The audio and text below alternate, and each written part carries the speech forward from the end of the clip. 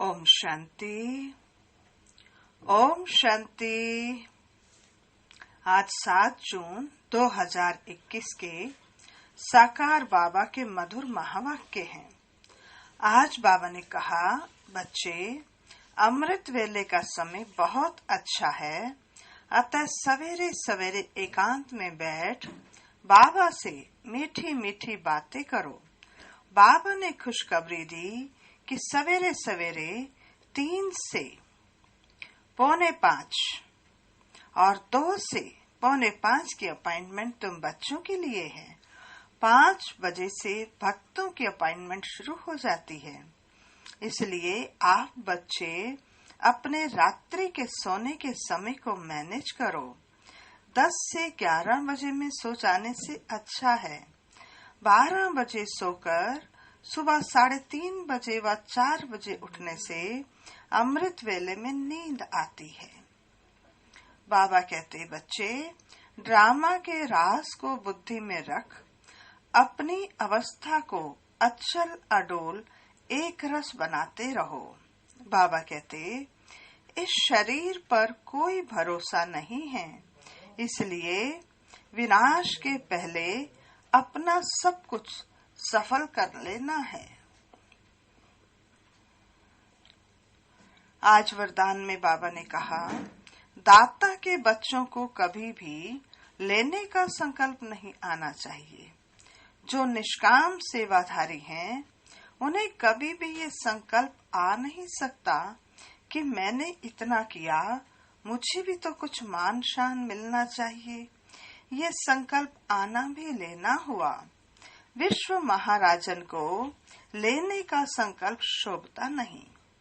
आज स्लोगन में बाबा ने कहा, अपनी गलती दूसरे पर लगाना यह भी पर चिंतन है। अब हम सुनते हैं बाबा के महावाक्य। आज की मुरली में का सार है, मीठे बच्चे, अमृत वेले का समय बहुत बहुत अच्छा है, इसलिए सवेरे सवेरे उठकर एकांत में बैठ बाबा से मीठी मीठी बातें करो। आज बाबा ने प्रश्न पूछा, कौन सी नॉलेज निरंतर योगी बनने में बहुत मदद करती है? कौन सी नॉलेज निरंतर योगी बनने में बहुत मदद करती है? उत्तर है, ड्रामा की। जो कुछ बीता ड्रामा की भावी, जरा भी स्थिति हलचल में न आए। बल कैसी भी परिस्थिति हो, अर्थक्वेक आ जाए, धंधे में घाटा पड़ जाए, लेकिन जरा भी संशय पैदा ना हो, इसको कहते हैं महावीर। अगर ड्रामा की यथार्थ नॉलेज नहीं तो आंसू बहाते रहेंगे। निरंतर योगी बनने में ड्रामा की नॉलेज बहुत मदद करती है। आज का गीत है ओम नमः शिवाय। ओम शांति। बच्चे अब अच्छी रीति समझते हैं, पतित दुनिया का अब अंत हो रहा है, पावन दुनिया की आदि हो रही है। यह सिर्फ तुम बच्चे ही जानते हो, और बच्चों को यह डायरेक्शन व श्रीमत मिलती है। कौन देते हैं? ऊंचते ऊंच भगवान समझाते रहते हैं कि पतित से पावन बनना है। यह नॉलेज तुम्हारे लिए है, और तो सब पतित हैं। यह पतित दुनिया विनाश जरूर होनी है। पतित कहा जाता है विकारी को। बाप समझाते हैं कि तुम जन्म जन्मांतर एक दो को दुख देते आए हो, इसलिए तुम आदि मध्य अंत दुख पाते हो। एक दो को पतित बनाते हो, पुकारते भी हैं कि हम पतित हैं, परंतु बुद्धि में पूरा बैठता नहीं है। कहते भी हैं, हे पतित पावन आओ, परंतु फिर भी पतित बनना छोड़ते नहीं हैं। अभी तुम समझते हो, सारी बात है पावन बनने की। ये समझाने वाला भी तो कोई चाहिए, समझाने वाला है ही एक। बाकी ये जो गुरु लोग हैं, ये किसको पावन बना नहीं सकते। पावन भी सिर्फ एक जन्म के लिए नहीं, जन्म जन्मांतर के लिए बनना है। तुम्हारे में भी जो ज्ञानवान हैं, वे तीखे होते हैं। ड्रामानुसार ये नोंद है। तुम्हारे में भी महावीर बनना चाहिए। वह आएगा बाप की याद में रहने से। बाप बहुत अच्छी रीति बैठ समझाते हैं। जैसे बाबा कहते हैं कि सवेरे उठकर याद करो। यह समय बहुत सुंदर है याद करने का, जिसको प्रभात कहा जाता है। भक्ति मार्ग में भी कहते हैं, राम सिमर प्रभात मोरे मन।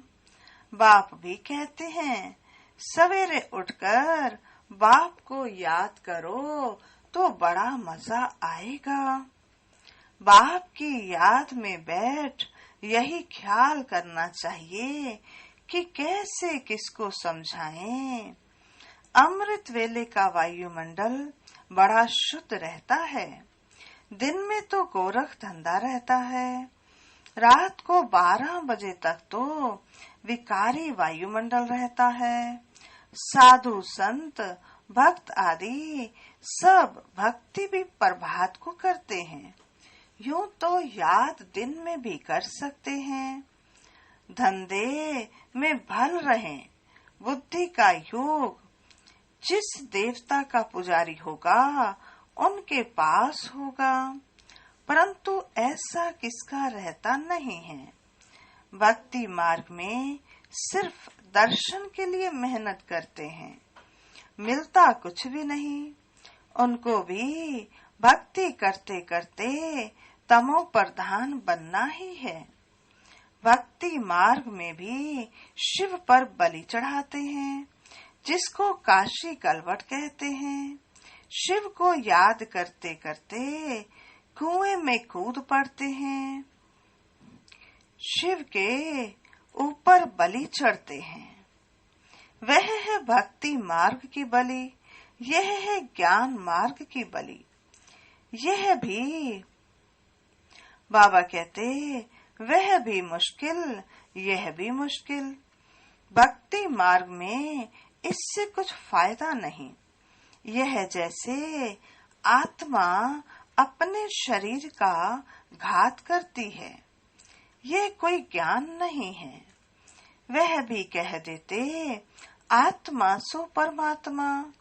आत्म अभिमानी तो एक बाप ही है, जो बच्चों को समझाते हैं कि परमात्मा तो मैं एक ही हूँ। हम आत्मा सो परमात्मा कहना यह बड़े ते बड़ी झूठ है। यह तो हो नहीं सकता। बाप कहते हैं, मैं आता ही हूँ पतितों को पावन बनाने, सो पावन बना रहा हूँ। बाकी तो ड्रामा में जो होना है सो होगा ही। समझो, अर्थक्वेक होती है, छत गिर जाती है, कहेंगे भावी कल्प पहले भी ऐसे हुआ था, इसमें जरा भी हिलने की दरकार नहीं। ड्रामा पर पक्का खड़े रहना है। इसको ही महावीर कहा जाता है। एक्सीडेंट आदि तो ढेर के ढेर होते रहते हैं, फिर किसकी रक्षा करते हैं क्या? यह तो ड्रामा में नोंद है। ऐसा ही ड्रामा में पाठ है। जो ड्रामा को नहीं जानते, वह देह को याद कर आंसू बहाते हैं। वह कभी शिव बाबा को याद नहीं कर सकते, क्योंकि शिव बाबा से प्यार नहीं है, सच्ची प्रीत नहीं है। बाप के साथ तो पूरी प्रीत होनी चाहिए। शिव बाबा के साथ प्रीत बुद्धि तुम कल्प कल्प बनते हो। देवताओं को बाप के साथ प्रीत बुद्धि थी, ऐसे नहीं कहेंगे। उन्होंने इस जन्म में इस प्रीत से यह पद पाया है। वहाँ तो मालूम भी नहीं रहेगा। सारे कल्प में तुमको शिव बाबा का पता भी नहीं रहता है जो तुम प्रीत रख सको। अभी बाप ने अपना परिचय दिया है। अब बाप कहते हैं कि और संग तोड़ मुझ एक साथ जोड़ो।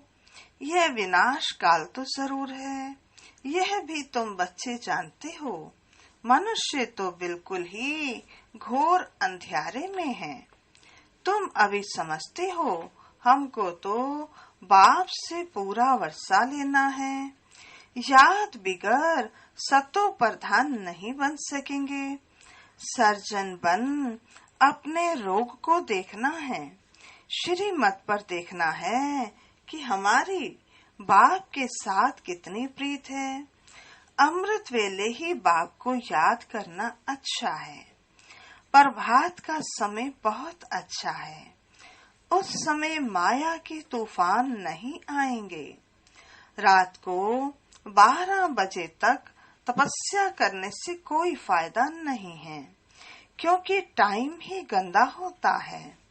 वायुमंडल खराब रहता है, तो 1 बजे तक छोड़ देना चाहिए। 1 के बाद वायुमंडल अच्छा रहता है। बाप कहते हैं, अपना तो है ही सहज राजयोग, बल आराम से बैठो। बाबा अपना अनुभव भी सुनाते हैं। कैसे बाबा से बातें करता हूँ। बाबा कैसा वंडरफुल ये ड्रामा है। आप कैसे आकर पतित से पावन बनाते हो, सारी दुनिया को पलटाते हो। बड़ा वंडर है। जैसे बाप को ख्याल आते हैं, वैसे बच्चों को भी आने चाहिए। कैसे मनुष्यों का बेड़ा पार करें अथवा कैसे नैया पार करें। बाप कहते हैं, तुम पुकारते रहते ही हो, हे पतित पावन आओ।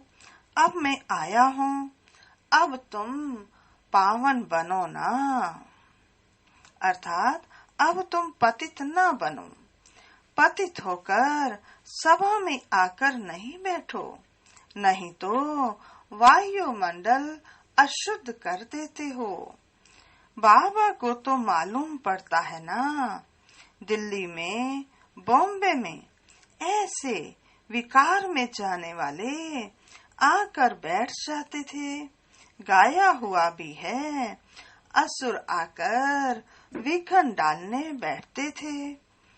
विकार में जाने वालों को असुर कहा जाता है। देखो, हम सीरियल में भी देखते थे, भक्ति मार्ग में भी सुनते थे कि ऋषि मुनि सन्यासी जब यज्ञ करते थे तो असुर आकर उसमें विघन डालते थे। तो कौन असुर? जो विकार में जाता है। और यज्ञ कौन कर रहे हैं? आप ब्राह्मण बच्चे, हम ब्राह्मण कर रहे हैं यज्ञ। बाबा कहते, वायुमंडल को खराब करते हैं, इसके लिए सजा बहुत कड़ी है। बाबा समझाते तो सभी को हैं, फिर भी अपना घाटा करने के सिवाय रहते नहीं हैं। झूठ भी बोलते हैं। नहीं तो फौरन लिख देना चाहिए, बाबा हमसे ये भूल हुई, क्षमा करना। अपना पाप लिख दो, नहीं तो वृद्धि को पाते रहेंगे और ही रसातल में चले जाएंगे। आते हैं कुछ लेने के लिए और ही कान कटा लेते। यह भी ड्रामा में पार्ट है। ऐसे असुर कल्प पहले भी थे, अब भी हैं। अमृत छोड़ विष पीते हैं, अपना भी घात करते हैं और दूसरों को भी नुकसान पहुंचाते हैं। वायुमंडल खराब कर देते हैं। ब्राह्मणियां भी एक समान नहीं हैं। महारथी, घोड़े सवार, प्यादे सब हैं। अच्छा जी, अब चेक कर लो, कौन महारथी हैं, कौन घोड़े सवार हैं और कौन प्यादे हैं। बाबा कहते, तुम बच्चों को अथाह खुशी होनी चाहिए। बाबा मिला और बाकी क्या? हाँ, अपने बच्चों आदि को जरूर संभालना है। ऐसे नहीं कि बाबा ये सब आपके हैं, अब आप संभालो, हम तो आपके बन गए। बाप समझाते हैं कि गृहस्थ व्यवहार में रहते कमल फूल समान पवित्र बनो, कोई भी पतित काम नहीं करो। बस पहली बात है काम की। द्रौपदी ने भी इस पर पुकारा कि हमको ये नग्न करते हैं। पुकारा भी तब था जब बाप सुनने वाला आया था। बाप के आने के पहले कोई भी पुकारते नहीं हैं। किसको पुकारेंगे? बाप आया है तब ही पुकारते हैं। पतित से पावन बनकर फिर कहाँ जाएंगे? वापिस जाना है, वह तो यही समय है। सबका सद्गतिदाता लिबरेटर एक ही है। यहाँ तो दुख है। साधु संत आदि कोई भी सुखी हो न सके। सबको कोई न कोई दुख रोग आदि होता ही है। कोई गुरु अंधा लूला भी होता है। जरूर कोई ऐसा काम किया है ना, तब तो अंधा लूला आदि बनते हैं। सतयुग में कोई अंधा लूला आदि थोड़े ही होगा। मनुष्य समझते हैं, बाप ही आकर समझाते हैं। मनुष्य थोड़े ही समझते हैं, बाप ही आकर समझाते हैं। बाप ही ज्ञान का सागर पतित पावन है। बाकी तो सब है भक्ति। वह भक्ति मार्ग ही अलग है। वह है सीढ़ी उतरने का मार्ग। उतरने में, जीवन बंध में आने में 84 जन्म लगते हैं और फिर 1 सेकंड लगता है जीवन मुक्त बनने में। अगर उनके मत पर चल बाप को याद करें तो नंबर वार तो है ना।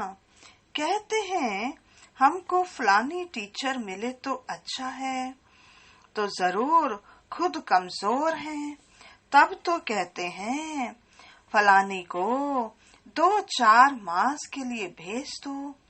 बाबा कहते हैं यह भी भूल है। तुम ब्राह्मणी को क्यों याद करते हो, जबकि बाप सहज बात बताते हैं। सिर्फ बाप को याद करो और स्वदर्शन चक्र फिराओ, औरों को भी समझाओ। बस इसमें ब्राह्मणी आकर क्या करेगी? ये तो सेकंड की बात है। तुम धंधे दोरी में यह भी भूल जाते हो। फिर भी ब्राह्मणी यही कहेगी, मन मना भव। कई बुद्धू लोग समझते नहीं हैं, सिर्फ कहते हैं ब्राह्मणी अच्छी चाहिए। ज्ञान तो तुमको मिला है ना। बाप और वर्षे को याद करो, देह अभिमान को छोड़ो। ये हमारा सेंटर है, ये इनका सेंटर है। ये जिज्ञासु यहाँ क्यों जाते हैं? ये सब देह अभिमान है। सब शिव बाबा के सेंटर्स हैं, हमारा थोड़ा ही सेंटर है। तुमको ये क्यों होता है कि फलाना हमारे सेंटर पर क्यों नहीं आता? कहाँ भी जाए। बाबा हमेशा कहते हैं कोई से मांगो नहीं। ये समझ सकते हैं कि बीज नहीं बोएंगे तो मिलेगा क्या। भक्ति मार्ग में भी दान पुण्य किया जाता है। तुम सब भक्ति मार्ग में ईश्वर अर्थ इनडायरेक्ट करते थे, फिर सन्यासियों को भी बहुत देते थे। नहीं तो दान गरीबों को किया जाता है, न कि साहूकारों को। इसमें अनाज का दान सबसे अच्छा होता है। सो भी बाप समझाते हैं, दान करने से दूसरे जन्म में इसका फल मिल जाता है। ईश्वर ही सबको फल देते हैं। साधु संत आदि कोई रिटर्न दे नहीं सकते। देने वाला एक ही बाप है, किसके भी थ्रू देवे। बाप समझाते हैं कि तुम ईश्वर अर्थ देते थे तो भी दूसरे जन्म में तुमको एवजा दिलाते थे। अभी तो मैं डायरेक्ट आया हूँ।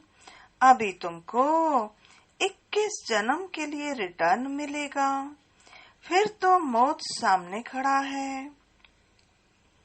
भक्ति मार्ग में तुम ऐसे नहीं कहते थे कि मौत सामने खड़ा है इसलिए अपना सफल करो, नहीं।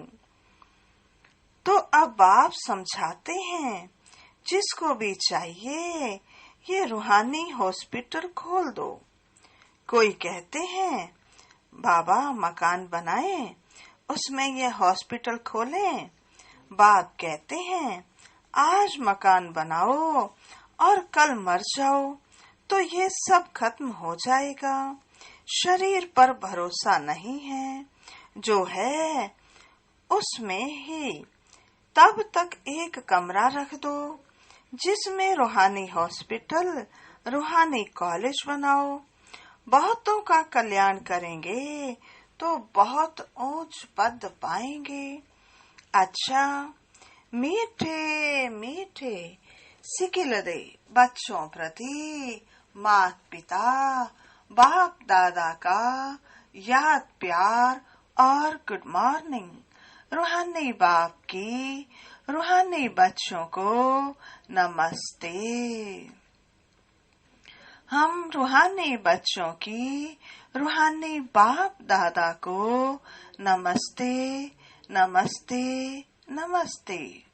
सदा रहेंगे हंसते, बनेंगे फरिश्ते, चलेंगे परम धाम के सीधे रास्ते। अब हम सुनेंगे धारणा के लिए मुख्य सार। पहला है, श्रीमत पर अपने आप को देखना है कि इस विनाश काल में मेरी एक बाप से सच्ची प्रीत है और सब संग तोड़ एक संग जोड़ी है।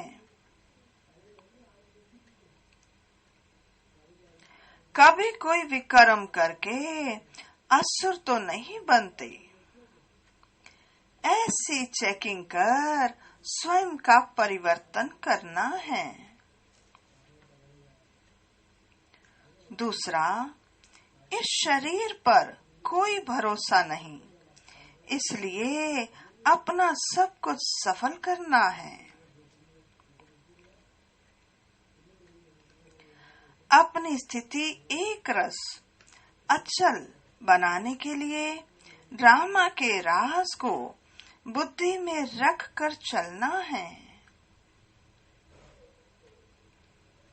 आज का वरदान है, निष्काम सेवा द्वारा विश्व का राज्य प्राप्त करने वाले विश्व कल्याणी रहम दिल भव। निष्काम सेवा द्वारा विश्व का राज्य प्राप्त करने वाले विश्व कल्याणी रहम दिल भव। विस्तार है, जो निष्काम सेवाधारी हैं, उन्हें कभी ये संकल्प नहीं आ सकता कि मैंने इतना किया, मुझे इससे कुछ शान मान व महिमा मिलनी चाहिए। यह भी लेना हुआ। दाता के बच्चे अगर लेने का संकल्प भी करते हैं तो दाता नहीं हुए। यह लेना भी देने वाले के आगे शोभता नहीं। यह जब संकल्प समाप्त हो तब विश्व महाराजन का स्टेटस प्राप्त हो। ऐसा निष्काम सेवाधारी बेहद का वैरागी ही विश्व कल्याणी रहम दिल बनता है। आज का स्लोगन है, अपनी गलती दूसरे पर लगाना यह भी पर चिंतन है। अपनी गलती दूसरे पर लगाना यह भी पर चिंतन है। ओम शांति। अब हम सुनेंगे मम्मा की विशेषताएं। 7वां नंबर है, मम्मा में 3 विशेषताएं स्पष्ट दिखाई देती थी। 1 रूहानियत, दूसरा स्वमान और तीसरा बाप से सर्व संबंध का स्नेह। तो हमें भी इन्हीं 3 विशेषताओं को स्वयं में धारण करना है। इससे देह अभिमान सहज ही खत्म हो जाएगा। कौन कौन सी 3 विशेषताएं बताई? 1 रूहानियत, दूसरी स्वमान और तीसरा बाप से सर्व संबंध। तो आज हम सारा दिन स्वमान में रहेंगे। कौन सा स्वमान लेंगे? मैं होवनहार विश्व महाराजन हूँ। आज का अव्यक्त इशारा 7वां नंबर है, अभी अभी आवाज में आना और अभी अभी आवाज से परे हो जाना। जैसे आवाज में आना सहज लगता है, वैसे भी यह भी अनुभव हो, सहज अनुभव हो, क्योंकि आत्मा मालिक है। रूहानी एक्सरसाइज में सिर्फ मुख की आवाज से परे नहीं होना है, मन से भी आवाज में आने के संकल्प से परे होना है। ऐसे नहीं मुख से चुप हो जाओ और मन में बातें करते रहो। आवाज से परे अर्थात मुख और मन दोनों को आवाज से परे शांति के सागर में समा जाएं। क्लियर हुआ ना? जब हम आवाज में आते हैं और हमारे लिए बिल्कुल सहज है, इसी प्रकार आवाज से परे होना भी हमारे लिए सहज होना चाहिए। बाबा कहते हैं रूहानी एक्सरसाइज करते हो ना, इस रूहानी एक्सरसाइज में ही संकल्प से भी आवाज से भी परे होना है। केवल इतना ही नहीं कि मुख से चुप हो जाओ, नहीं, मन से भी चुप होना है। मन और मुख दोनों से परे होकर हमें शांति के सागर में समा जाना है। आज की मुरली के मुख्य स्वमान हैं। पहला, हर परिस्थिति में अचल अडोल रहने वाली आत्मा हूँ।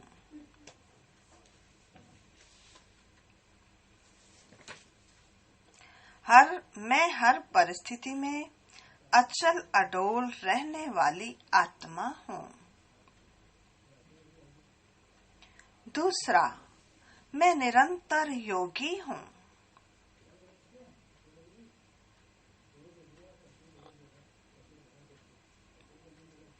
मैं निरंतर योगी हूँ।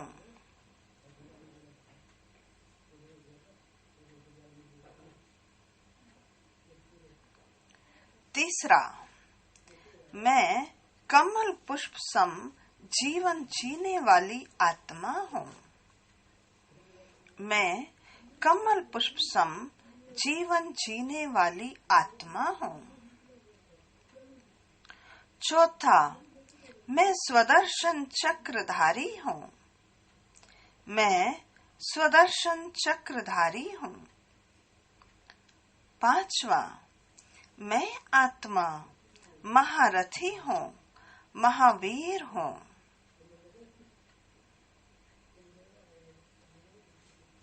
छठा, मैं विश्व कल्याणकारी आत्मा हूँ। मैं विश्व कल्याणकारी आत्मा हूँ। सातवां, मैं रहम दिल आत्मा हूँ। मैं रहम दिल आत्मा हूँ।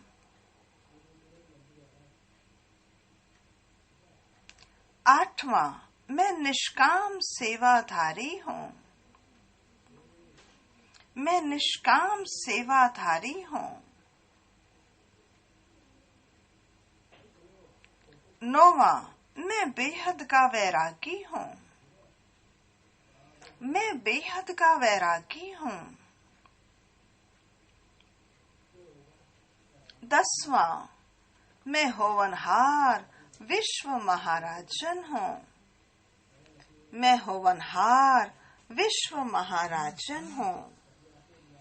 अच्छा जी, अब हम 15 मिनट योग में बैठेंगे, मनसा सेवा करेंगे। ओम शांति। सभी योग युक्त हो जाएं।